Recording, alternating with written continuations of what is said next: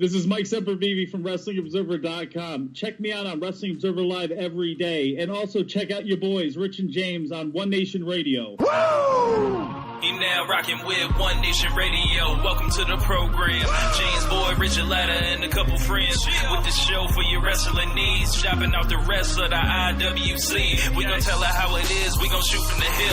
If they putting out trash, we gon' rip from the bits. Make sure that you tweet us and you rate the shows. Tell a friend to tell a friend. Now let's get it on the road. Hey. One Nation Sports. One Nation Sports. One Nation Sports. Welcome to One Nation Radio. And now here are your hosts, Rich Latta and James Boyd. And thank you for listening. SocialSuplex.com. BWB, what's up? What's good? It's Wale, and this is One Nation Radio. You already know. Welcome to the November 9th edition of One Nation Radio. James, what's going on, man? Not too much. Still Viva Las Vegas over this way until tomorrow, but was able to make do with the weird time difference out here because they actually have it on tape delay, or not, the West Coast tape delay over here. Right. So it was a real struggle to trying to get Raw and SmackDown, but I was able to watch both of them. Yeah, man. I am happy to say, and we're going to get to this more on One Nation Live Sunday before we hit the Ring of Honor show, but AJ Styles is the new WWE champion, and I could not be happier. But today, we came here to talk. Today is November 9th, 2017, which only means one thing in WWE language, or WWE world. It is the 20-year anniversary of the Montreal Screwjob, the single most impactful moment in the history of the wrestling business, in my opinion. Not the curtain call, not Austin 316, not Hogan slamming Andre, the Montreal Screwjob. And it's only become more fascinating over the years as more truth comes out and more stories, and going back and revisiting it and watching it and looking at how serious everything was back in 1997 and how much that belt really meant to these guys and the fans. James, like, when I say the words like Montreal Screwjob, and, what are your overall feelings on it before we start kind of going through the timeline of this thing?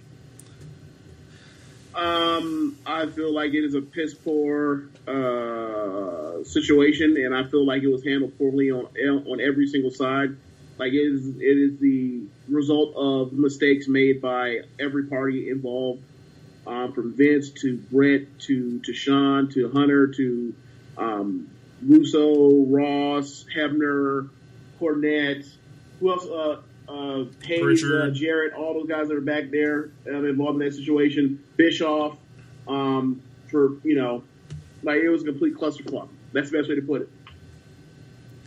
Yeah, you would think that they would have found some way to get this done, but unfortunately, I feel like a lot of Bret Hart's pride had been compromised. There was a lot that he felt as the leader of the locker room at that time, that he had been an example to other wrestlers, and he felt like he kind of went out on his sword for them, and he represented in almost like an antiquated way of doing business at the time, especially with the way the company was changing into a more the Attitude Era, essentially. And I guess we should just start at the beginning. If you had to drop the timeline of where these events began, what would you say, James? Because I have an idea where I would begin it. I mean, you kind of have to start from WrestleMania 12 and then go forward, right?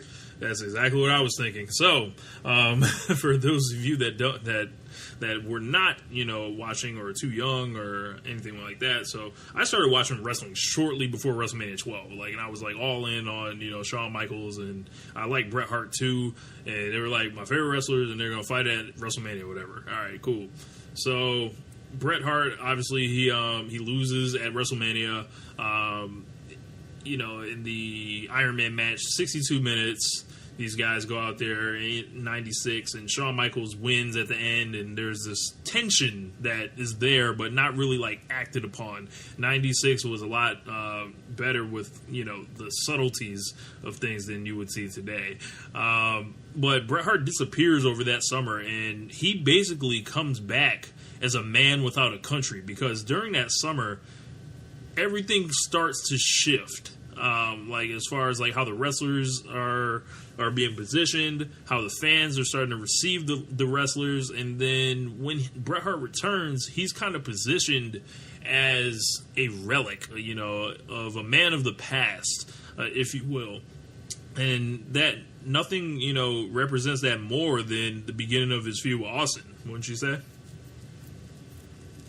I don't know, you gotta remember, there was so much stuff, changing at the time, and so much weird things going on and then people would be on TV and drop off TV so often that, you kind of forgot that Bret was gone, but when he came back, oh, yeah, I forgot Bret was gone. That kind of happened to me, too, at the same time, when Shawn, after WrestleMania 14, but, I don't know, but it was a weird time where because of guys jumping ship from WCW and WWE, you kind of lost track of guys. It was easy to because neither one of these companies were booking so expertly that everybody aside from Hogan absolutely had a place at all times, especially in '96.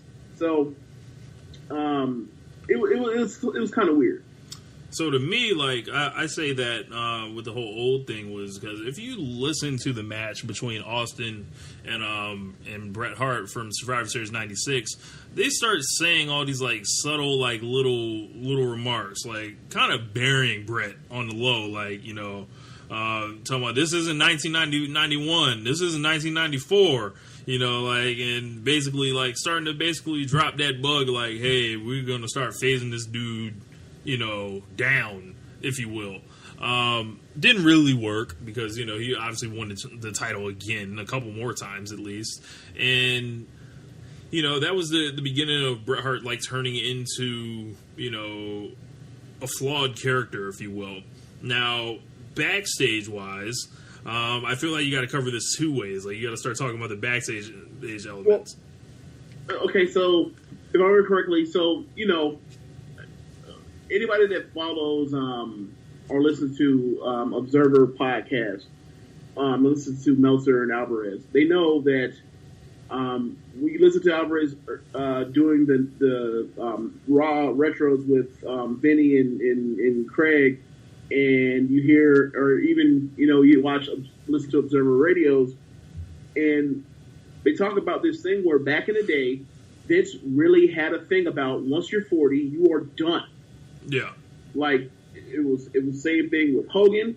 The same reason why he got rid of Backlund and who else? Backlund and Snuka at the time. Once he felt 40 was really old, and of course that kind of played in the fact that he was at the time he was 50, he was in his 50s or whatever. Right.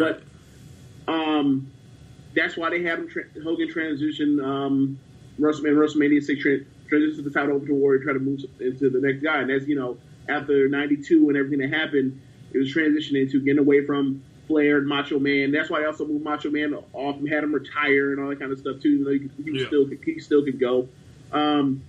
So the thing that I always thought was so weird in retrospect was the fact that so you signed Bret to this 20-year because you're afraid of him leaving the WCW at the time. So you signed him to this 20-year lifetime contract. It's almost like the Magic Johnson contract, right? Yeah. Or more expensive, but you get my point. It's the first of its kind, a lifetime contract. But he was 39. He was only 39, so you didn't realize, he had this huge hank about guys turning 40 and not one of them. But 1 year before you turn 40, let's lock you in and make sure we have you going until you're 59 years old. So it Yeah, and that contract was said to be like 3 years as a wrestler. Then he would go to the creative team or some type of job backstage, and then he would transition into like a consultant like later on. For $1 million. Yep. For $1 million a year. Yep, and Bret Hart's that contract would have expired like this year. That original one, like thank God that Bret Hart kind of broke that contract because, bro, I bet like Bret would have been like, hold on, like he would have been locked in at that rate and be like, yeah, for all them years, I don't know if it would have been. Hey, I bet the booking would have been more consistently good. I bet that. Yeah, so like, yeah, as you were saying, like, you know, Bret's in this whole thing, and they start crying financial peril in the middle of '97 while he's the champion again, and this is something I learned about recently, how they were able to. Like, once Bret Hart was committed to go to WCW, and everything else that kind of shook out when Tyson showed up, WWE was able to get out of their financial peril in, like, 2 or 3 months. It wasn't just, you know, oh, Stone Cold Steve Austin is getting hot.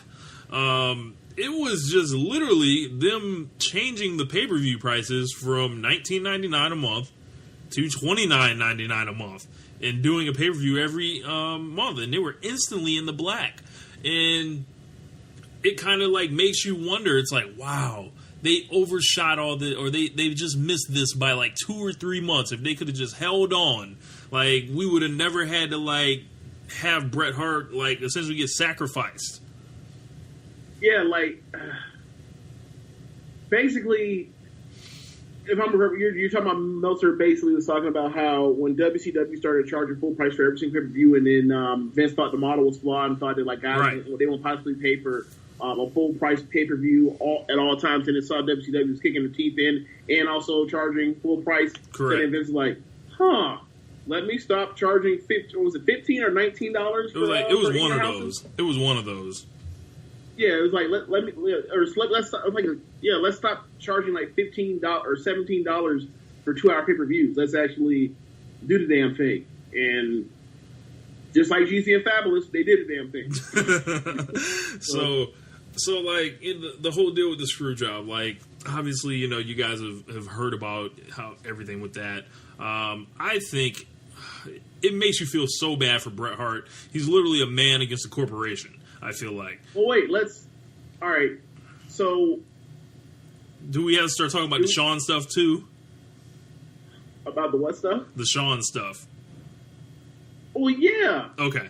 So let's go back. I mean, another part is like, so Bret leaves to try out acting, which is also like, it happens to also happen at the same time where he leaves so that like Shawn can like, he could be the one, like, you know, people love to talk about like have their knocks on Bret. They love to talk about how bad the ratings are when on his watch he's champion or whatever. Yep. And then like he leaves, and then Shawn's like in front of those all-time low ratings until like this year they're all-time lows. Like no one ever mentions that with Shawn. No one ever, you know, everybody remembers the heartbreak kid, the resilience and the flamboyant. They don't remember the fact that man was out here struggling. How they, you know, come to your hometown for a sellout the biggest paper, the Royal Rumble, and you got to get them tickets away. Look, $3 tickets. $3 tickets. Yeah, like he was selling out. He was doing well with house shows, but not TV and not pay-per-view. Yeah, and they you know, as you mentioned, Bret Hart was gone for that summer, and when he returned, the whole situation set up for them to kind of meet in a rematch at WrestleMania 13, which never fucking happened. Yeah. So Shawn Michaels lost his smile or whatever, and you know he had that pussyfoot injury, which continued a long line of him like never ever like putting anybody over to lose belts. He just hand those belts off. Yep. Like he was Intercontinental champion. He was Intercontinental champion in '93. He hands the belt off. I think who was he tag team champions with? Diesel. Did he hand the belts off? They vacated the belts when they broke up, so they didn't do a job when they broke up. They tag team with the belts. Yeah. Here's the thing. Remember after leading up to the Screwjob. Or no, I'm sorry, after the Screwjob. No, I'm sorry. when he was a European champion, how he did that garbage pin for Triple H. He gave him just here after he got jumped by the quote unquote 9 thugs. Syracuse. Yes, he handed back the Intercontinental title. So this was like another situation where Shawn Michaels would hand over the belt again. And I imagine if you're Bret Hart at that time, you're like, here he fucking goes again. This little wimp, this whiner, this softy, any other word you want to use there. I imagine Bret Hart used a lot harsher words than that. But Bret Hart is, positioned with Austin while Shawn Michaels is like missing WrestleMania, pretty much sitting out on the team because he didn't want to do a job. So that starts planting it in Bret's mind like, this fucker doesn't want to do business. So I put this guy over clean last year. What's the problem? Yeah, I think also it's really good. I forgot people that just want reference on this is to check out Pritchard's podcast. One of the first 10 podcasts. I'm in an episode length about the Screwjob, and they get to the point talking about Shawn and the injuries and how he had, he lost a smile or whatever, and Pritchard's talking about how he's telling we're here word for him that like he's going to need surgery or whatever, and they're thinking his career's over, and then they come back and they find out, oh yeah, he's out for a couple of weeks. It's like, well, what the fuck? And then, he goes out there and they think he's, and everybody's alluding to the fact that they believe he's, out of his mind, he's messed up, he's on stuff as he's giving his retirement speech. And, everybody in the back is sitting there watching it, and he's supposed to talk about, because of my knee, I can't wrestle anymore. And he's out here talking about how he lost his smile and not like, I'm injured, so I can't do this no more. And this is the thing I love. He's like, yeah, so here. And then he gives that hug to Vince, and Vince has the most like, fuck this guy hug I've ever seen in my life. His face during that hug is like just. It's Thursday like, Raw Thursday. If you guys are looking for the episode of Raw, have you ever seen? You ever heard the expression like when a parent says to their child, "I'm not mad, I'm just disappointed." Yes. Like Vince had like that full on disappointed father voice, like. I can't believe what's wrong with you. You don't high on drugs out here on live fucking national television. You say you had a foot injury, but you coming out here and telling people that you lost your smile. You lost your desire to do this anymore. Like, just give me your fucking belt to get the fuck out. Just get the fuck out of here. Just get the fuck out of here. Fuck out my ring. It seemed like him. Like it was really a weird time. And the other part is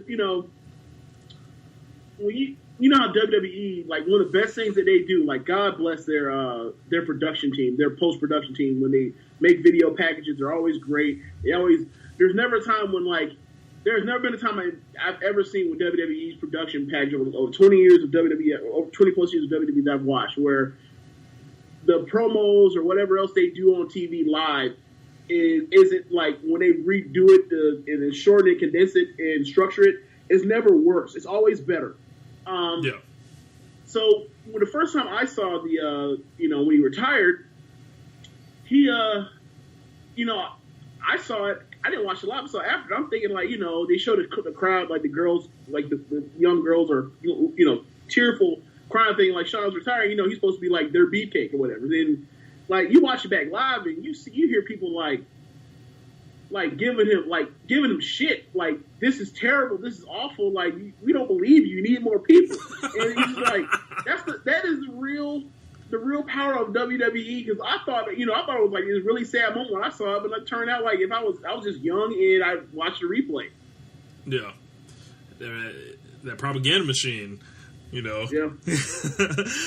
So fast forward through that. These guys get into a real fight a couple weeks later, and that is over the sunny days comment. Yeah. So Shawn Michaels on the mic talking that shit. Essentially, he said, "I don't know about you. You're having some sunny days or whatever." And Bret Hart was essentially like, "Why you fucking with my family? My family's here." Meanwhile, Shawn was the one that was involved with Sonny, and he thinks, how I interpreted it was Bret Hart and Sonny were, close friends, but like nothing more. I've never heard any story of them, more than that. But at the same time, you know, Shawn and Sonny, that they were a thing. I think Shawn thinks Brett was creeping in on his territory, quote unquote. Oh yeah, of course. So Sonny is a very underrated aspect of the Shawn Michaels Bret Hart, you know, saga. Yeah, and it also feeds to the part where, you know, when it comes to colleagues in sports-related activities, typically will cause the two number one issues that cause people to fall out is either something money-related or something women-related. And by women-related, I mean like people think that they're, you know, property. I don't want to say property. People think that the person that they're, you know, canoodling with may possibly be or is canoodling with somebody else. So then there's that, you know, that's where the head button come up at. So in that situation, like, oh, okay, that's another element of it. It was just like, oh, there's it's like a tell us all this time. Yes. Dude's fighting over a woman. Yeah. So there's that whole situation. And come to find out that it's really like he should have really had the issue with the British Bulldog, but that's a whole another situation. They, you know, that takes us into the summer where Undertaker's champion kind of a lame duck run, like not really fighting anyone exciting. You know, he fought Farouk, you know, that Farouk needed to tell him that he needed to be afraid of this black male.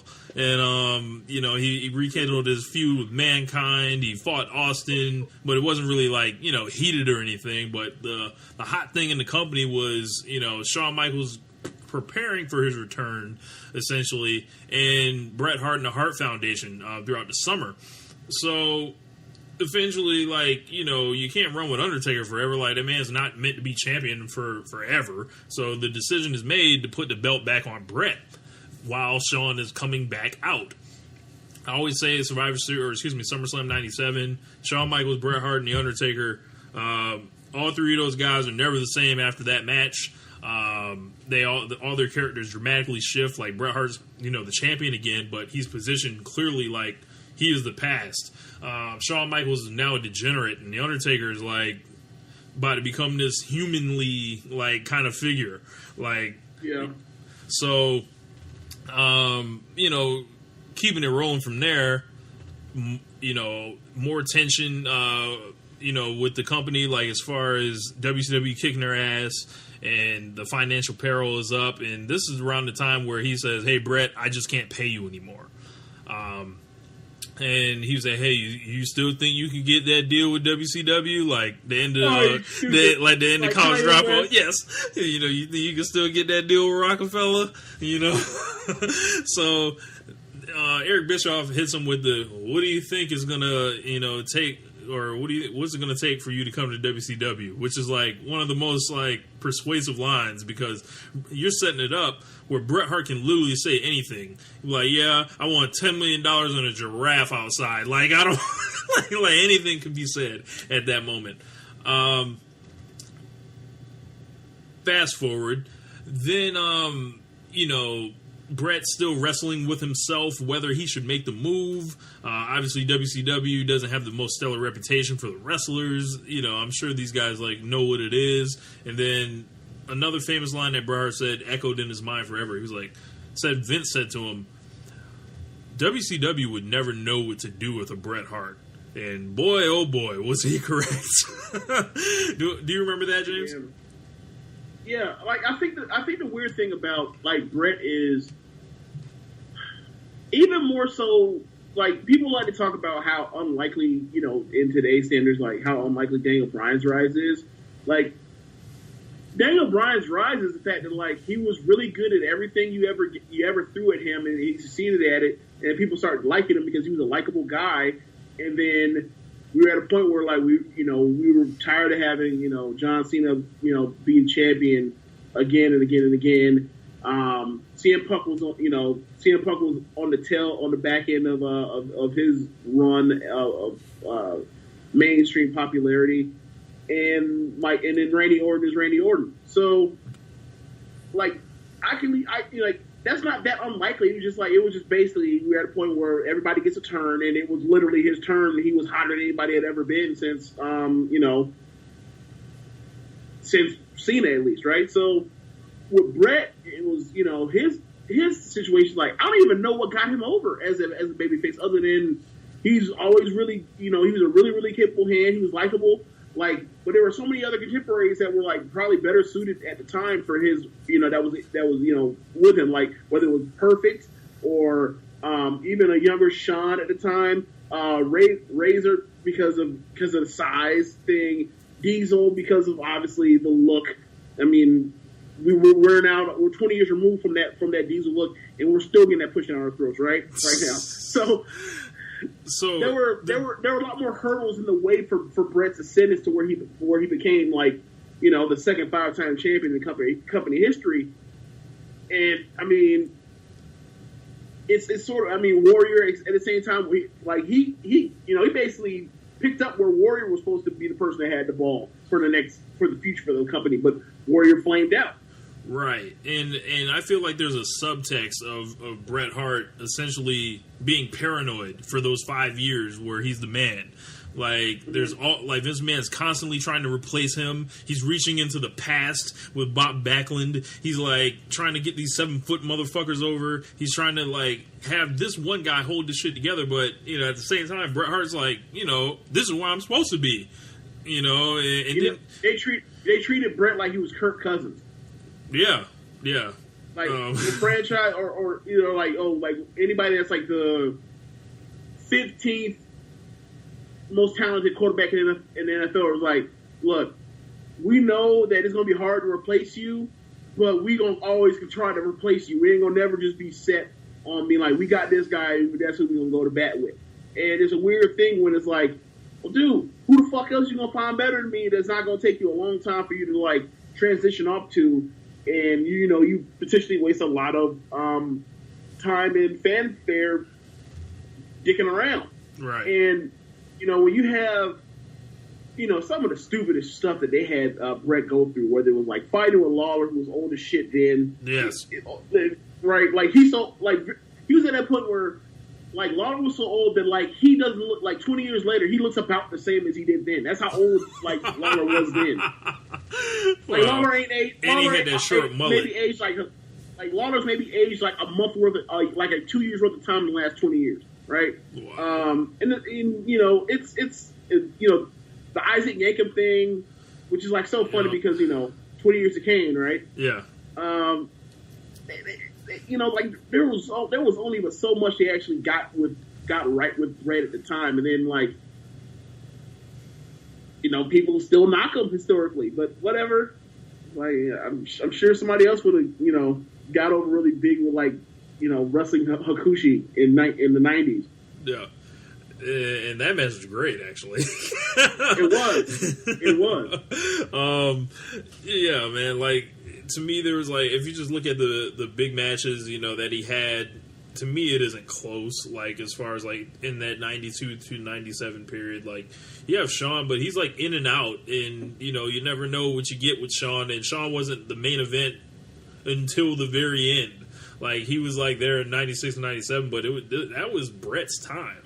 And moving back into, you know, the current conversation where we were talking about, like, there was a point where these guys were going to try to settle it and be professionals, essentially, about it, and basically that lasted about what, 5 seconds? Yeah. So, like, Bret has a conversation with Shawn, and he tells him, you know, I just want you to know, despite everything that's happened, that, you know, I have no problem doing business with you. I have no problem losing to you if that's what, you know, Vince wants, and, you know, I respect you. And then Shawn looks this dude in the eye. This guy that has grown up. Can I say it? Well, can I build it up for you? I'll throw the alley, and then you get the hoop. Yeah. Okay, so he looks this guy in the face, right? That has been born into a wrestling family, that has been raised by Stu Hart, that has 7 brothers who are all wrestlers, 4 sisters that are all married to wrestlers. He has been a wrestler for 20 years. His whole family, you know, has grown up. He's grown up with a fucking dungeon in his house. He's getting stretched by his dad in the basement. Getting stretched. Stu Hart voice. I don't feel like doing the imitation right now, but y'all know what I mean. And he tells that dude, also that dude can whoop his ass. He tells that dude this. He says, I appreciate that, but I can't say the same. Yeah. Like, I don't know how Brett doesn't like literally jump over or whatever was hopefully it was something between it, like a table. But like, this for the sake of the visual. But like, I don't know how Brett doesn't jump over the table and whoop his ass again. Oh man. Because you look at like their situation over like, yes, these are two guys like being petty and being children because they have hurt feelings over what may or may not have actually even happened. Even though that one's married and one's single and like nobody's dating anybody, like there's no whatever. But at the same time, I just do not understand like how you look at their situation, not come away with saying like Sean is like, yes, Brett's acting bad, but Sean is completely worse. Like what has Brett done that Sean can't forgive?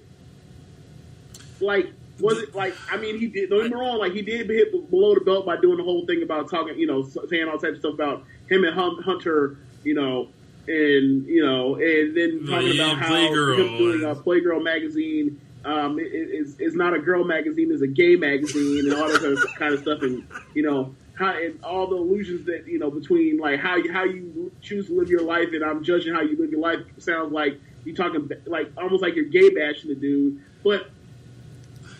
Some of the stuff Sean would do was talking about, like your dad is so old that he's basically zonked out like a vegetable. He's just waiting to die and stuff like that.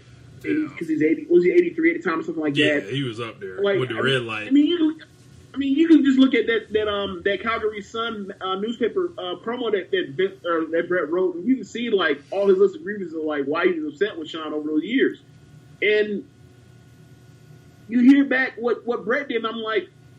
So why is Sean so mad? Like, okay, so you missed the time cue of getting super kicked on the wheelchair. Yeah, I remember that. That's what you're furious about. You're furious about that. You know what I think it is, and I feel like I've heard this somewhere before, and I've really bought into this. Like, apparently, like Sean just wanted that approval from Brett that he was good, and that he was a guy that was going to be next or whatever. Because if you look at it, like all throughout, the earlier years.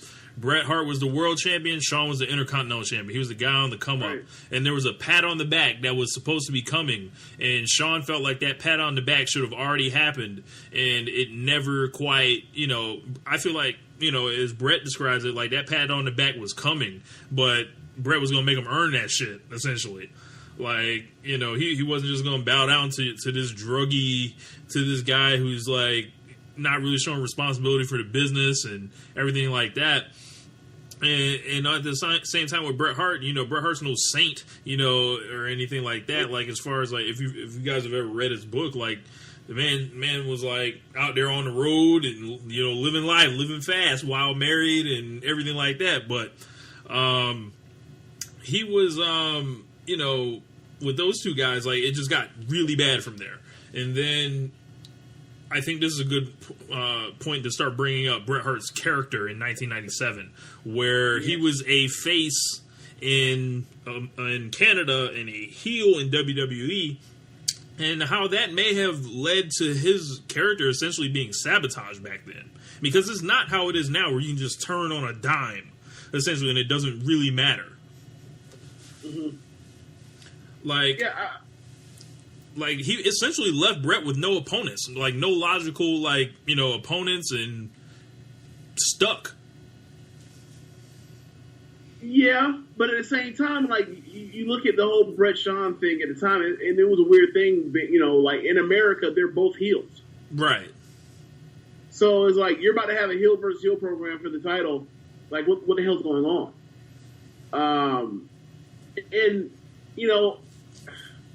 At the time, like, they're getting Austin ready, and Austin's with McMahon or whatever else, or at the time. But my timeline messed up.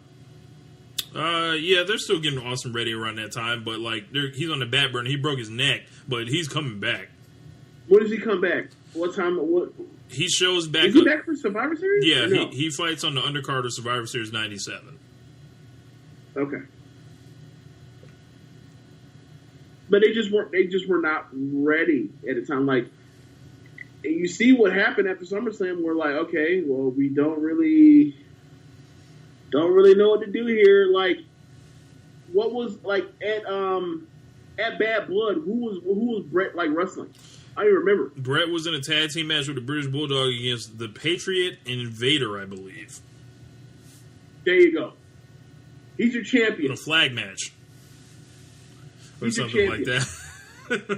and the deal with it is, like, you know, the Attitude Era was about to start. Like, rumor has it, like, that Brett wasn't in any of Vince's plans, like, going forward after that. Like, you're done. Like, and, you know, the deal with it was, like, yeah, I don't really have nothing, you know, like, you don't fit anymore. And essentially, like, it's like, why would you let that guy go? And I think that goes back to what you were saying earlier, like, with the whole 40 thing. And from there, like, you know, Brett decided to sign with WCW. Yeah. While he was still the champion. Yeah. And not only that, like, it's also, in order for him to actually negotiate that, it takes Vince having to tell him, like, I will, you know, free you up to negotiate. And I will give you an offer, you know, at a reduced rate from our previous contract. So, you know, in case you may want to stay, but also to give you, you know, something for you can compare for Bischoff to give you a contract. And it's just kind of weird. It's like, how do you, like, this is a person that you're willing to do all this for, but then, like, you do this to him to get the belt off him. It's like, you couldn't have, like, fucked up time. And I was like looking at the weird, man. I was looking at the wiki on this. It was like pretty much was saying what I said. Like, it was like the whole situation with Bret Hart being a face and a heel at the same time, and this is before they had experience with actually doing that. So it's also the best job they've ever done doing it too. Yeah, but it rendered him neither like a good guy or a bad guy, and it left him like unable to basically fight anybody else after that. And so it was like literally the end of the line for Bret Hart. I don't know who he fights going forward after that. Like, if, you know, he stays. On to the... I think a lot of it was like, it's really hard to tell because so much of where they went after that immediately proceed or basically is off of the strength of and draft off the force that was Mr. McMahon. So, like, without the screw job, you get no Mr. McMahon, and without Mr. McMahon, like, hell, who knows? Austin even becomes the megastar he becomes, you know, or Rock, you know, like there's no like great evil force to bounce those two guys up against. So it's crazy how that all like who the hell knows? Crazy how that all worked out. Obviously, they you know, onto the Survivor Series, they come up with this whole finish, and this is where Triple H basically hops on the phone with Shawn Michaels and Vince McMahon. Triple H, a young boy at the time, essentially. Shawn Michaels is young boy. It was like, if he doesn't want to do business, we'll do business for him, according to rumor and innuendo, of course. Yeah. Yeah. And it's hilarious that, like, he has the gall to say that stuff, seeing it, like, you know, talking about doing business where, you know, he's part of that clique of assheads that want to expose the business. Call. You know, expose the business. He's one of those. You know, he's part of that clique. His homeboy next to him, Sean, is like, oh, you're supposed to put over Bulldog in the UK. Nah, I'm beating them. Fuck that. You change that up. You're not doing that. Let me tell you let me tell you, Mr. Booker Man McMahon, what you're not gonna do. And then Vince is like, you know what? You're right. Yeah. He had mind control over Vince. Yes, all the way back then. He needs some now. Actually, I can't be too hard on Vince this week. But You know, he might have just woken up out of a coma, you know, for all we know, the last 6 months.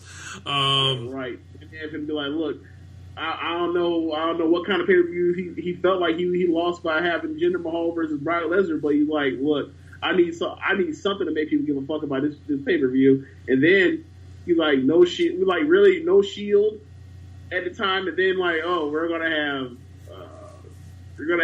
Braun Strowman versus Jinder. How about this? Let's put AJ in there, and then watch him get a belt right back to Jinder in India. Watch. Man, they better not. Like I said, we'll get to that. You know, Sunday at One Nation Live, the full AJ Styles celebration will be held here with your boys. But yeah, it leads them into the match. Bret Hart thinks Earl Hebner has his back. Earl Hebner swore on his kid's life that, you know, he would quit if they tried to fuck him. Obviously, that didn't happen. You know, when it came down to it. No, tell him about Briscoe. Yes, Jerry Briscoe. Okay, so the deal was Shawn Michaels was afraid to go in the ring with this man, essentially. And I feel like Briscoe had to know also from this story. So everybody knew that if it was like a fast count, or if it came from like Shawn, if Shawn tried to like hold him down for like anyway, Bret Hart would snap and beat the shit out of Shawn Michaels on live pay-per-view.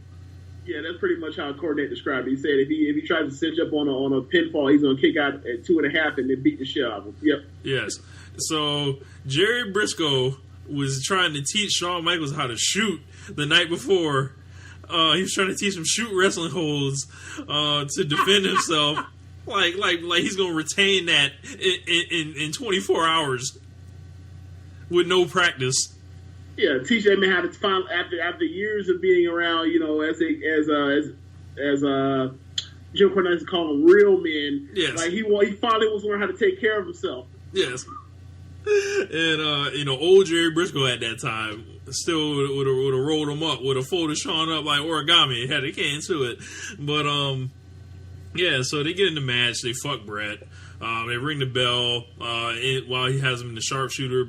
Bret Hart submits, quote unquote, and they're like, yeah, ring the bell, match is over. And then Bret spits like all over Vince McMahon's face.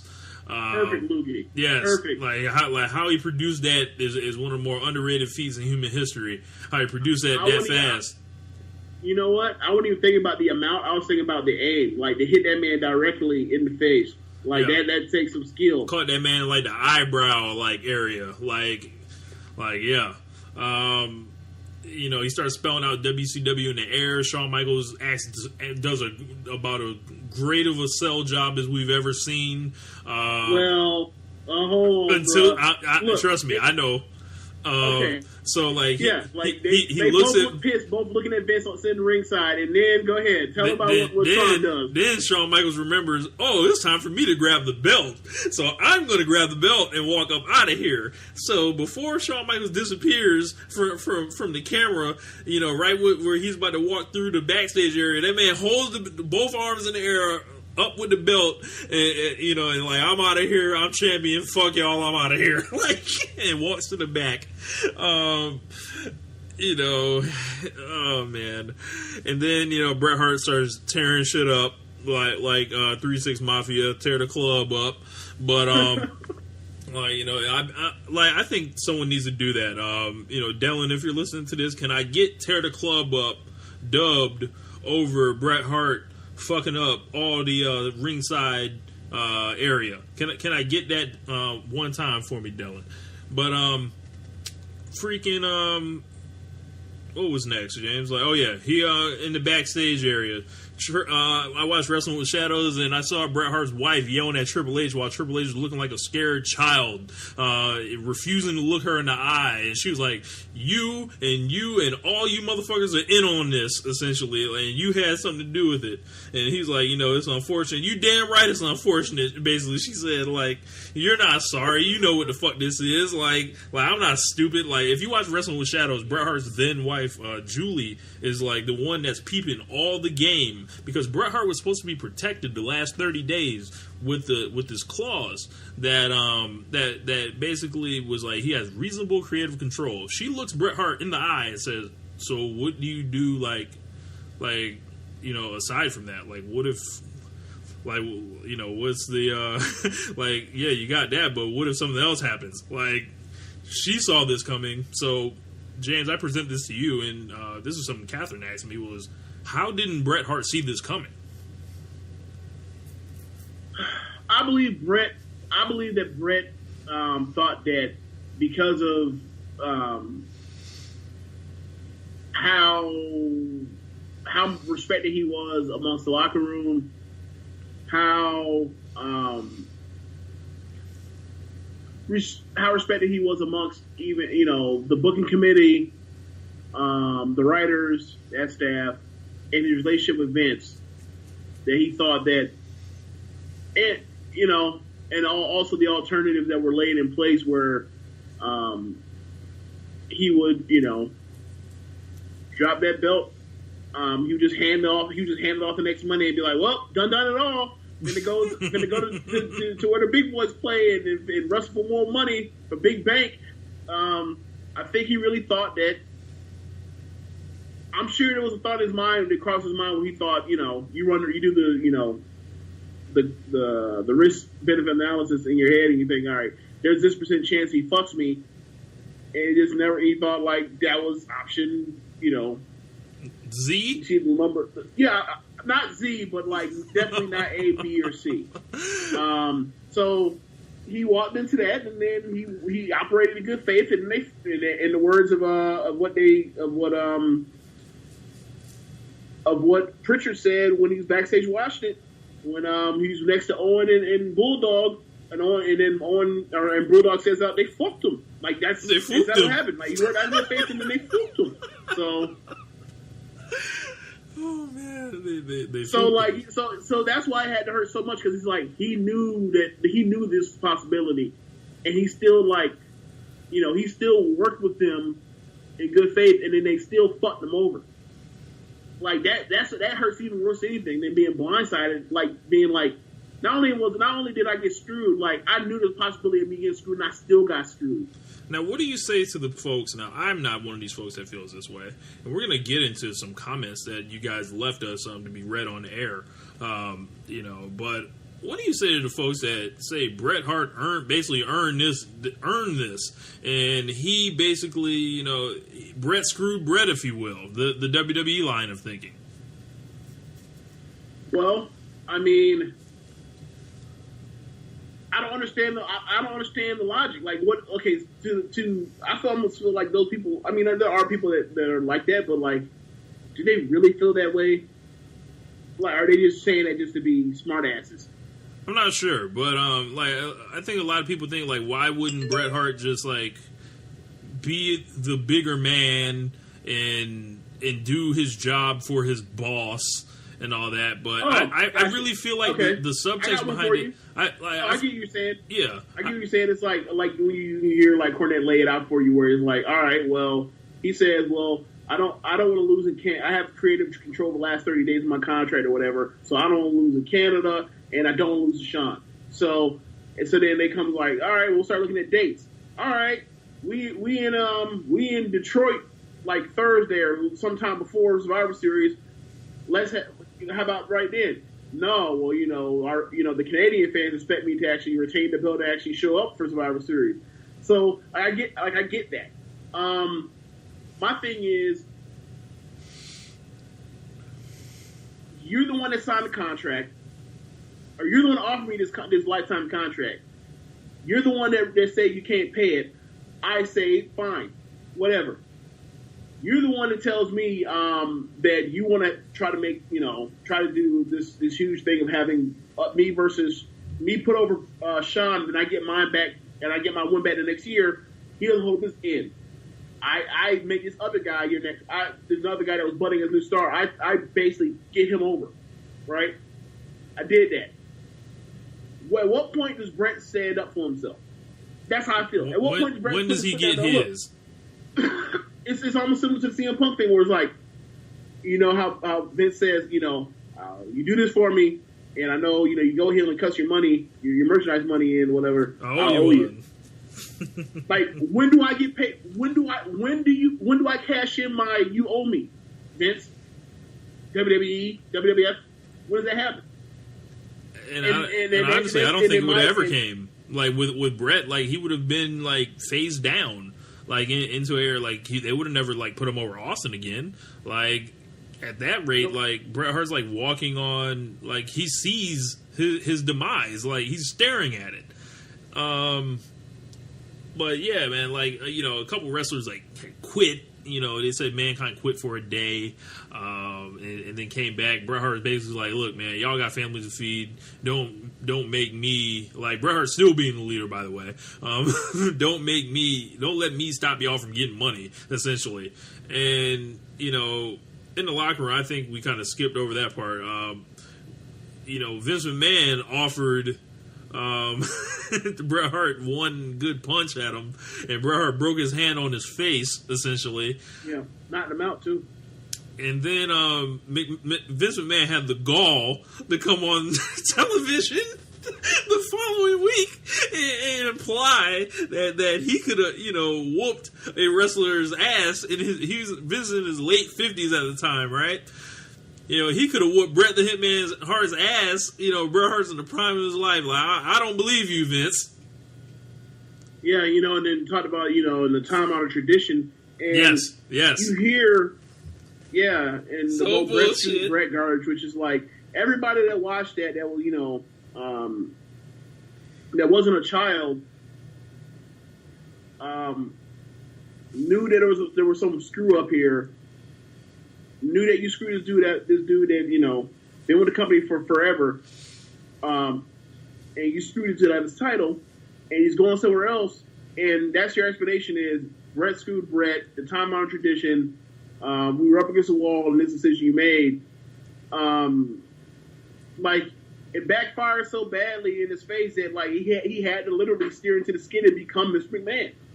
And by, Mr. McMahon is, like, actually, like, he had to become the eccentric guy that he already was, and the narcissistic jackass that he was. And it turned out to be one of the greatest characters in the history of professional wrestling. But that's one of the reasons why, like, the Screwjob is so pivotal. Is like so many things happened that led to them surviving, and not only surviving, flourishing and thriving, to where they're still around now to this day. When wrestling promotions aren't supposed to last this long like that, especially a national brand. And it's funny that time-honored tradition thing. What was the time-honored tradition for Hulk Hogan when he was leaving the company? What time-honored tradition did he do? What time-honored tradition did they do with the Macho Man?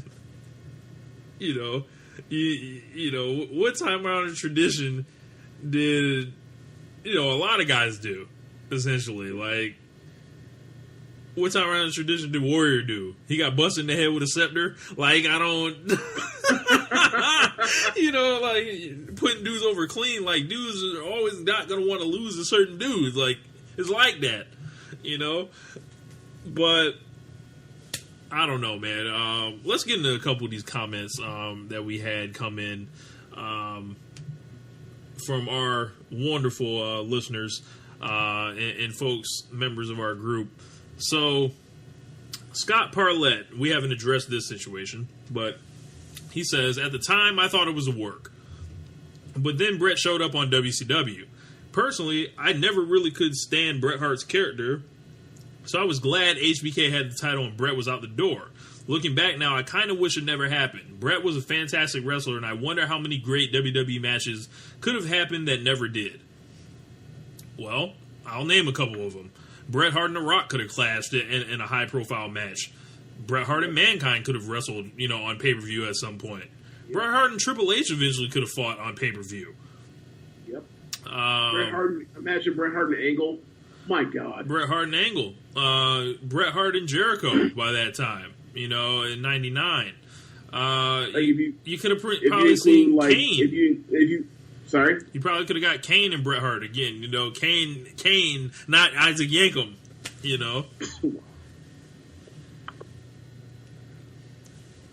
We'll go to the next one. Howard. Okay. Then if you include, let's say, WCW or WWE wins or whatever, and it still goes around the same way. You still would have, you still have Eddie, you still have Benoit.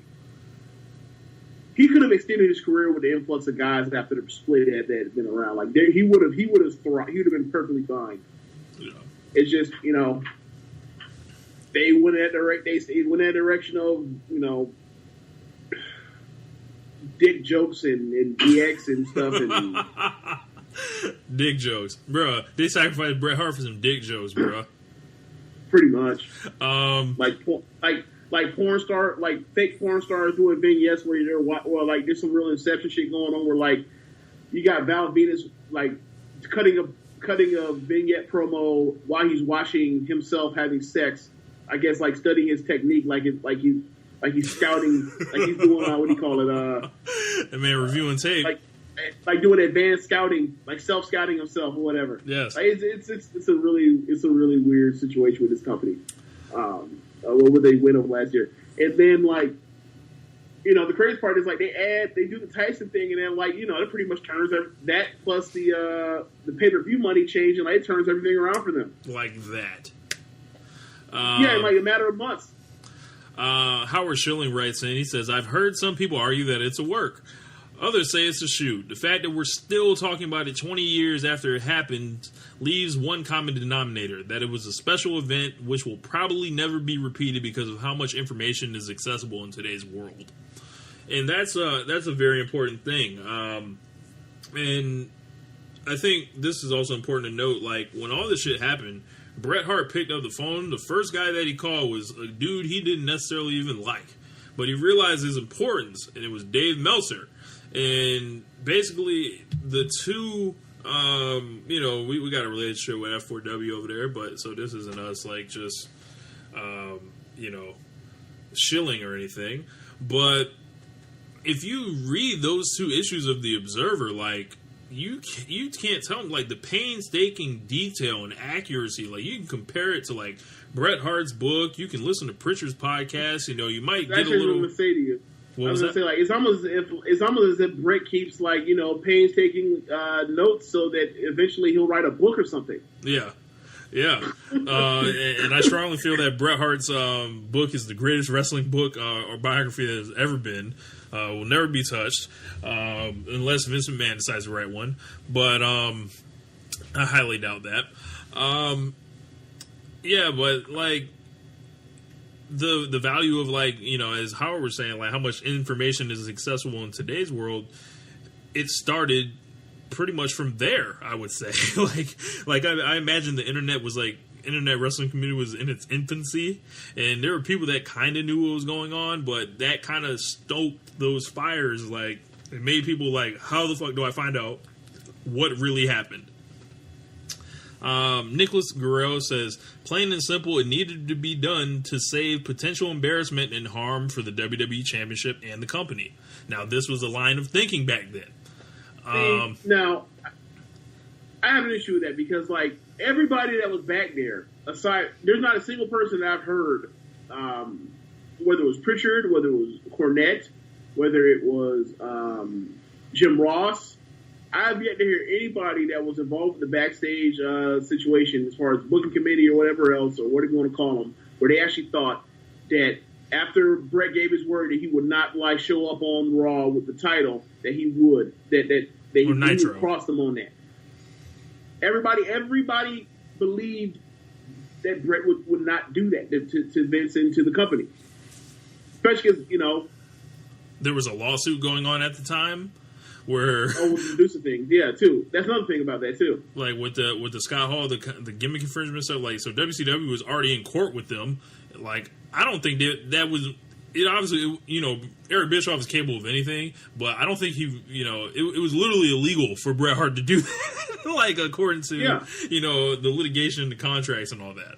So, but in WWE's twisted mind of thinking, like, they care about the lineage, and even though they've fucked their own lineage by that point, they had held the belt up at several, various times, like... Yeah, like, WrestleMania 4. Yeah. Like they told them they were about to hold it up and vacate the title. Oh, you mean like when you vacated and had a fucking tournament at a WrestleMania, for Christ's sakes? They also had the Royal Rumble in 1992 for a vacant championship. They also had, I'm trying to think. I think it was actually cool until then.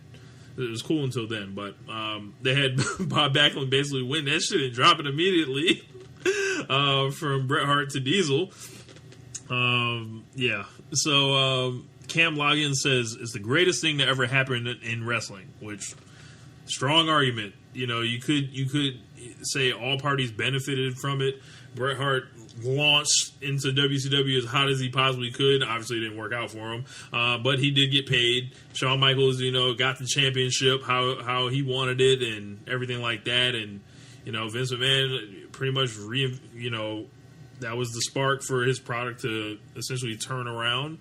And they still pay the consequences for turning the business to what they turned it into. Where the whole thing is this meta deal where it's not actually a wrestling show. It is a behind-the-scenes look at evil motherfuckers controlling the wrestling show. And that's what it's been for the last 20 years ever since then. Yeah, that's pretty much it.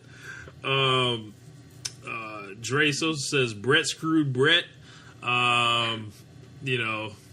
Simon also says Brett not wanting to lose to Shawn was petty bullshit. He's the top star for them, and you're out the door. Yes, he's an asshole, but you can pride yourself on being this great. But you can pride yourself on being this great wrestler in all facets.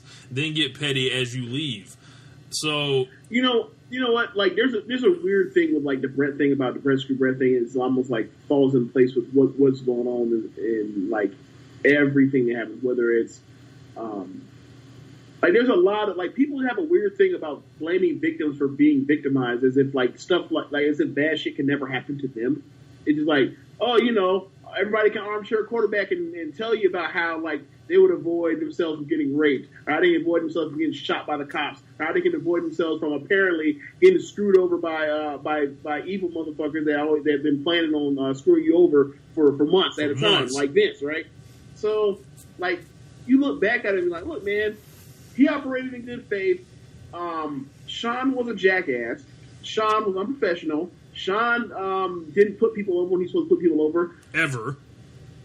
Yeah, ever. Literally, like you heard him say it on. On the mic before. The Heartbreak Kid lays down for no one, or no man, or whichever one's called. The Heartbreak Kid doesn't lay down for anybody. Yeah.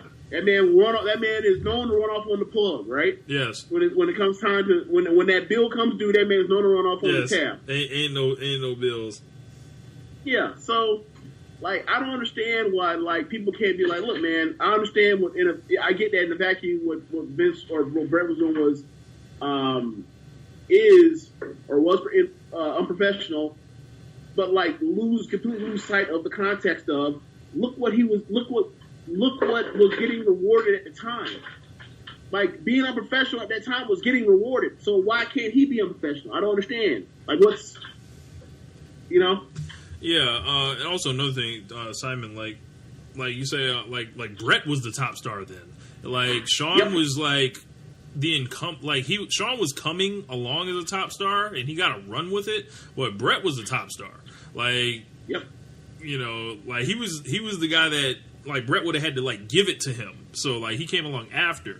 Yeah, and also this thing with Shawn was Shawn at the time, he wasn't, in his IC days, he wasn't necessarily the actual guy as much as it was, he was almost like the Chief Jay Strongbow, where, like, Brett's the champion, or Brett's in the main event, and Undertaker's in the main event, and Sean's underneath, basically getting guys ready for the main event, or for feuding with Brett, or for like whatever weird thing is going to happen with Undertaker. Like, he's pretty much like the guy that you go to before you finally get to the main event at the time. And a lot of that built on, like, whether it was Diesel or the Razor Ramon, as far as, like, it wasn't necessarily about Sean necessarily being over.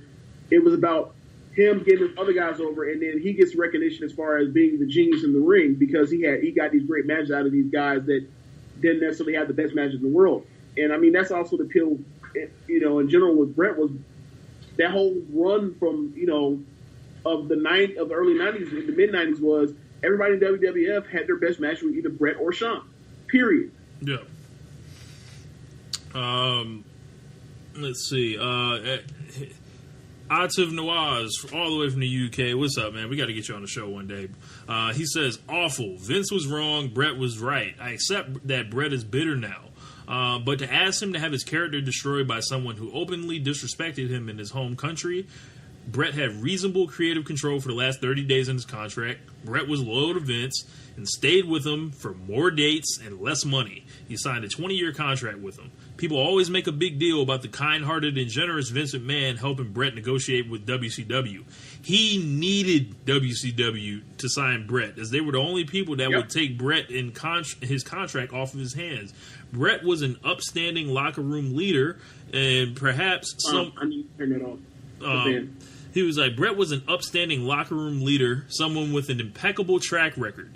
Vince had no reason to suspect Brett would do him wrong. And if you can work off a handshake deal with Jeff Jarrett, you're clearly a reasonably trusting person. So Vince, yes, shouts out to Atif, who you know, anytime we can clown on Jeff Jarrett, we do so. Get well soon, Jeff Jarrett. So Vince didn't have to double-cross Brett. Brett offered to drop the belt to anyone and theoretically had another month on his contract. Vince had options. He made what was the morally wrong choice and screwed someone who'd given him most of his adult life. Yeah. I mean,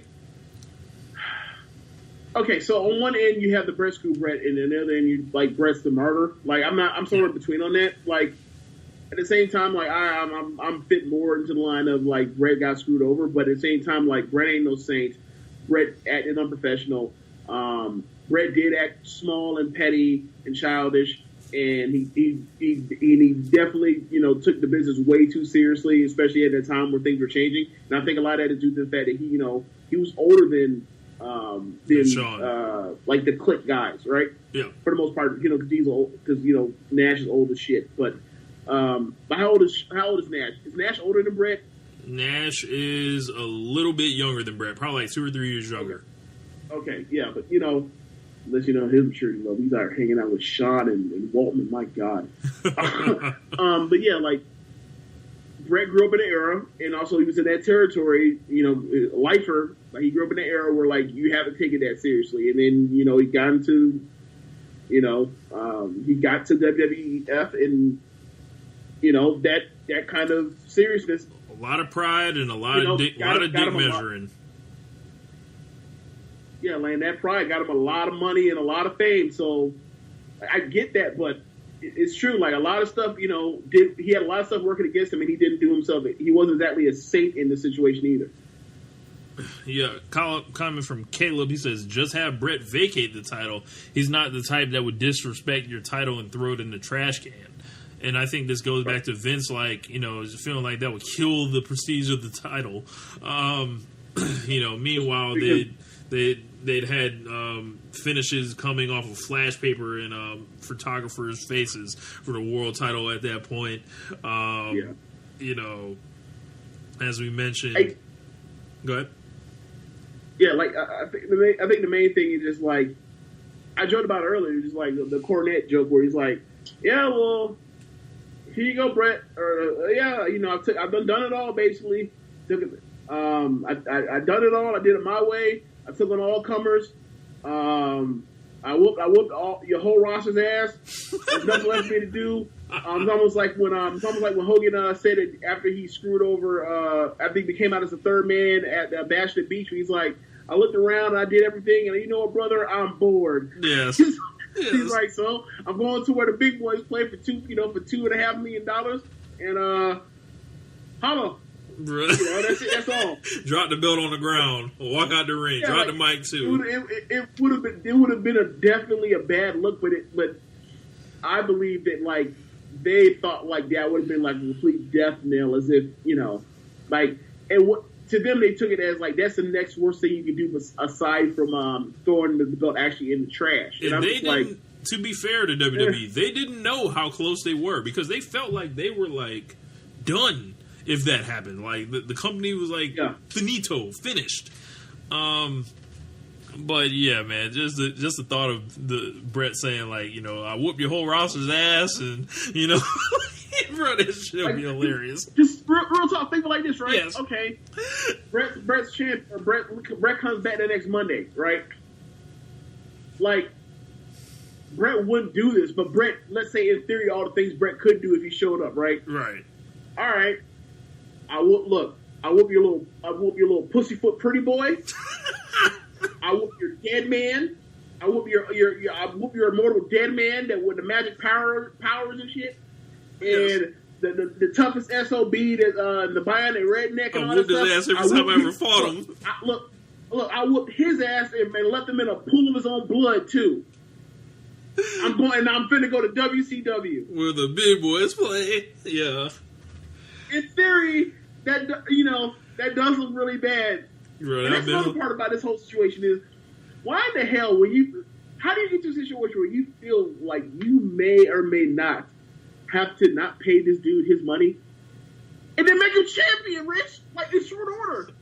I think it came after. Right, but like Brett was already the champion, and then he was like, man, I can't pay you. But how do you do that while the dude's wearing the belt? But they made him champion in August, and then October? It was September. Yeah, we can't pay you no more. I think it was September. They decided we can't pay you anymore. So you mean that's even worse? So literally a month after you made him champion, we're like, yes. Yeah, bro, we can't actually do this. Then why you do it? Oh, that's for Vince McMahon. If Vince McMahon ever like to join on One Nation Radio, maybe he can answer that. Comment from Dion Murphy. He said, that's when the world of wrestling understood Vince McMahon was not the dude to fuck with. That is definitely true. Vince McMahon, disrespect for the WWE Championship will not be tolerated on his watch. When he makes a 54-year-old guy the champion. Yeah, himself. Yeah. Sergio Parra says... Or he goes to digs up Backlund to go and beat Bret Hart. Correct. Bob Backlund, who had fell off the face of the earth. Sergio Parra says it shouldn't have happened. There was plenty of ways around it. Bret was willing to drop it to anyone else or even to Shawn the next night. The screw job did not need to happen. And considering how long Bret stayed loyal to WWE, even though that loyalty wasn't always returned, he should have had a better exit. They broke wrestling's number one rule, and I don't see them having the same outcome if that happened today.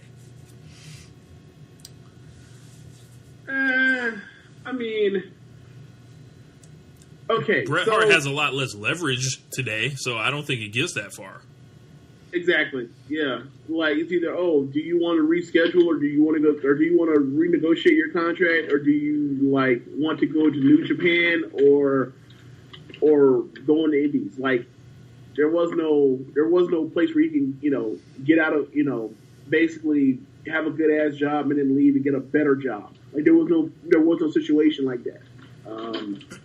But as far as all the tops of the options and stop rules that Bret offered them, like the one I believe the least is I'm not going to put him over on pay-per-view, but I will put him over on free TV the night after. And he also offered to drop the belt to the Brooklyn Brawler as well in Madison Square Garden. Like that's hilarious. I feel like that's Bret being a jackass because he knew Vince McMahon wasn't going to do that shit.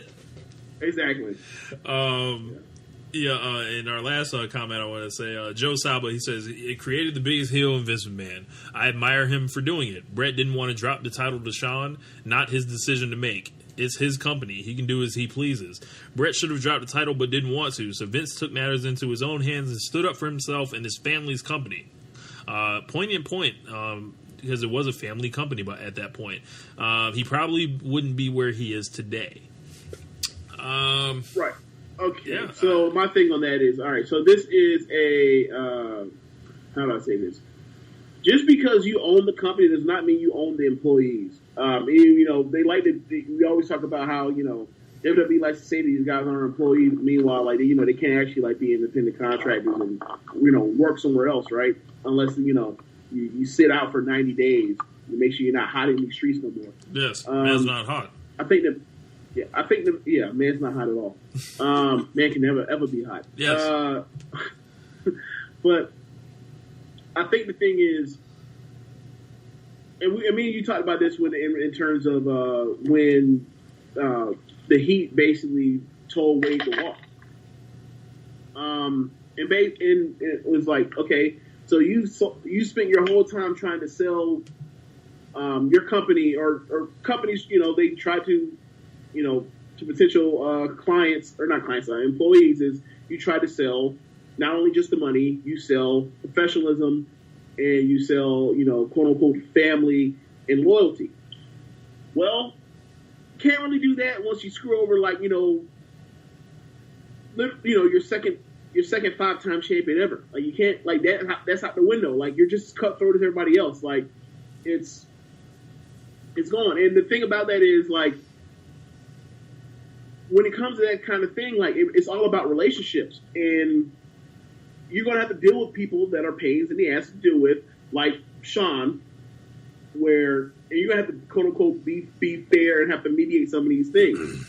And once you do something like that, like, you set a precedence of, like, anything can happen. The locker room could be, you know, as tense as it already is with guys, you know, already, you know, accidentally on purpose, as they say, and everybody's, you know, and it's a zero-sum game, and everybody's trying to here fighting for real estate turf, over in its time slots, all that kind of stuff, to throw in the part where, oh yeah, and your booker could screw you. Yeah. Your booker could undermine you. Like, that was a really, you know, that was a really dangerous element to throw into play when all these sharks are out here literally fighting for money. There's also drugs going around. There's, like, you know, like, dudes, like, giving their lives to this and beating their bodies to shit, and then that fucks up their minds and everything else, like, you know, drinking problems. Like, wrestling is a weird business. Like, it's so weird, especially back in those days. Don't know if it's as weird anymore, but I bet it's got to be even more, because, like, at least back then they could lean a little bit on it, like, this is supposed to be real or legit or something like that, you know. But now it's like, yo, y'all can do whatever y'all want, so y'all are completely at our mercy. I feel like the Screwjob changed the business, you know, in that respect, where WWE is now, like you mentioned, they're forever the bad guy. And do you think they ever really made this right with Bret?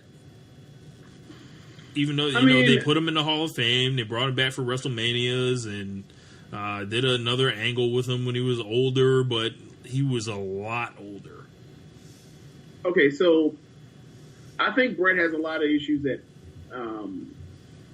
I sort of have, where it's hard for Bret was always going to be somebody that was going to be hard to forgive, because he has such a great memory, and he wrote all this stuff down, and, like, he reads through all the crap that he's dealt, all his grievances, his list of grievances, and, like, because, you know, not only does he have a great memory, he also wrote them down. He just go through and be like, oh yeah, these guys are even worse than I remember, because I wrote the crap down. So it's really hard for me. It's really hard to, like, get over the kind of stuff when you're doing your mind of, like, yeah, would it be right or better, or would it put my soul at peace in a better or whatever if I, you know, forgave or let go of this stress in my life or whatever, or grudge that I held, or do I just remember, oh yeah, this person screwed me over, and not only do I want whatever I felt was coming to me, I want all of it.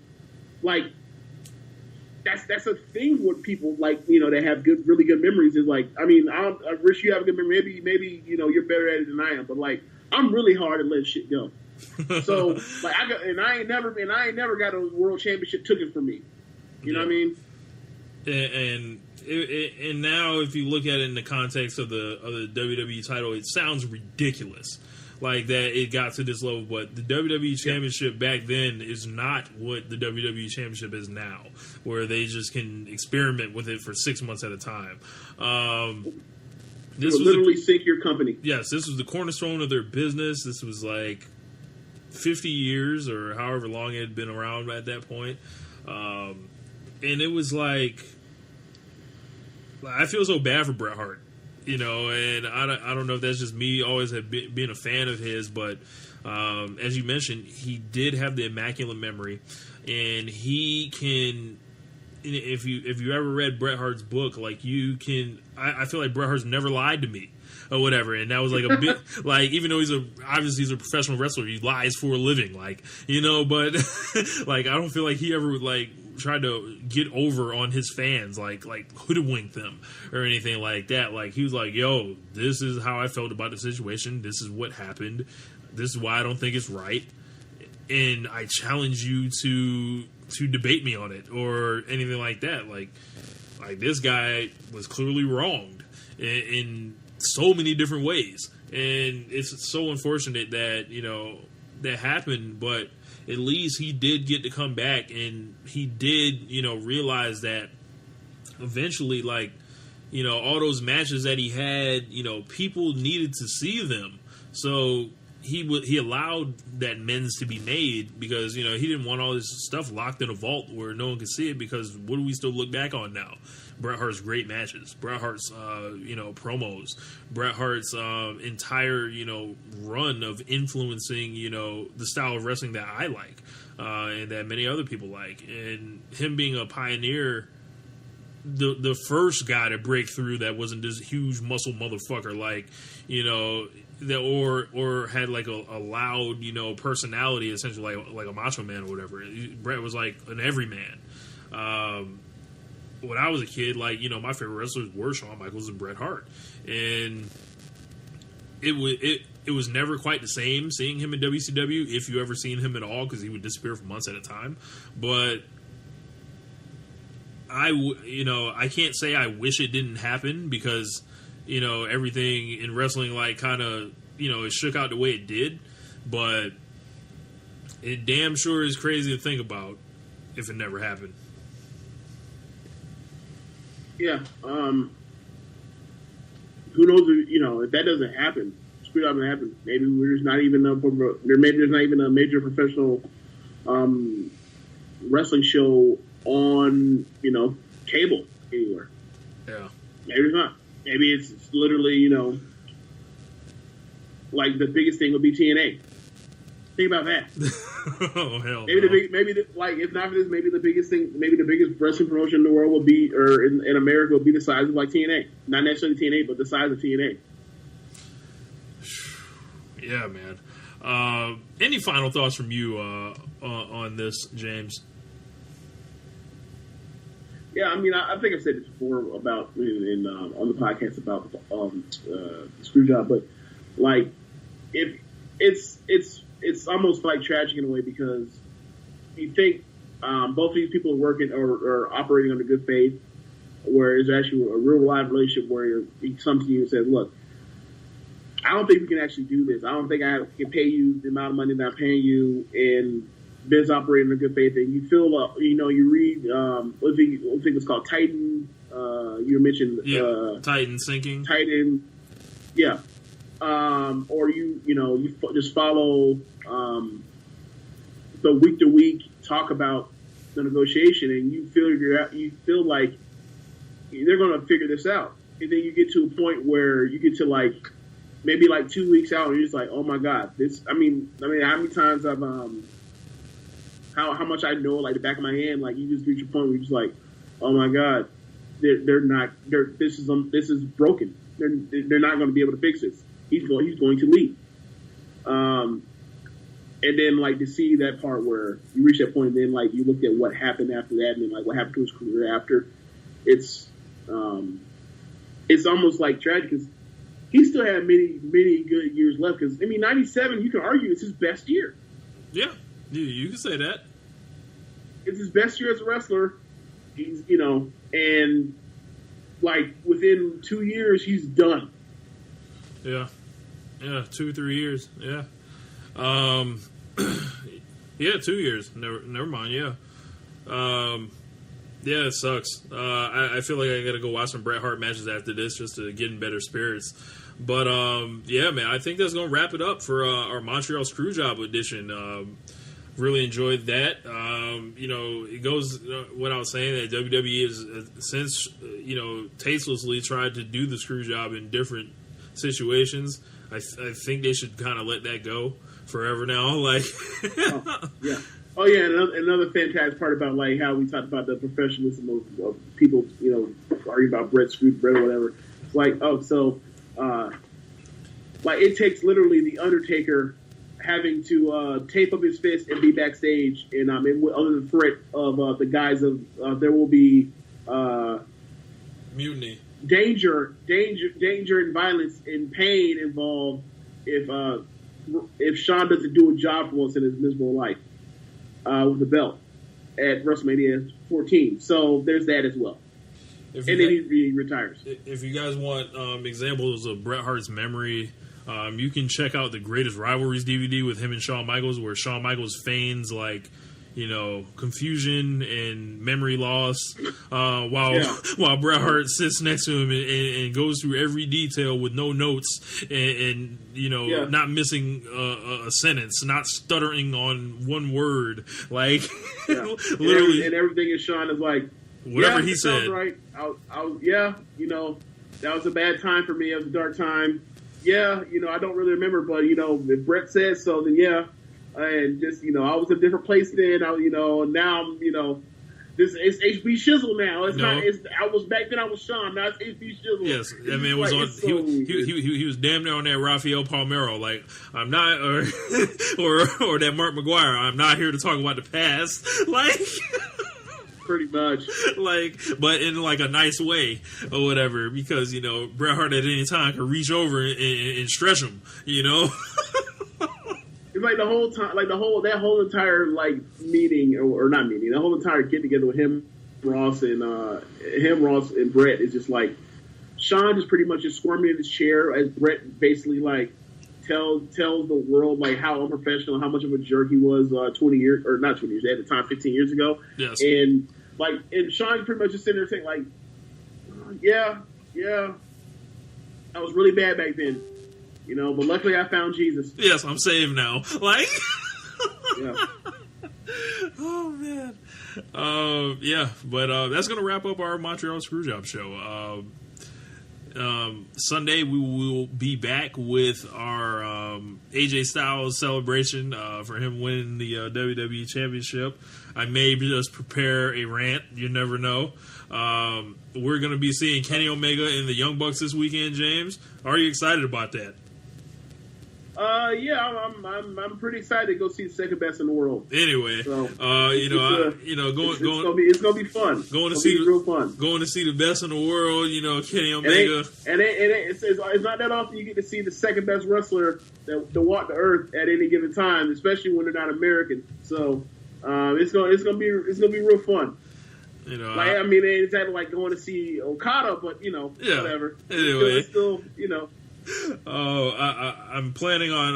I'm going to try to get there for the meet and greet, and I'm going to attempt to get a drop from Kenny Omega for One Nation Radio. That is going to be my goal. You know, I'm going to say, hey, would you mind, you know, saying that? I'm going to hold my phone up, say, hey, this is Kenny Omega. You listen to One Nation Radio. That would be awesome. So if we can get that, you know, we would definitely be certified as a 7-star podcast. So, you know, yeah, there was a big New Japan show this week. Recommend you guys check it out. It was dope.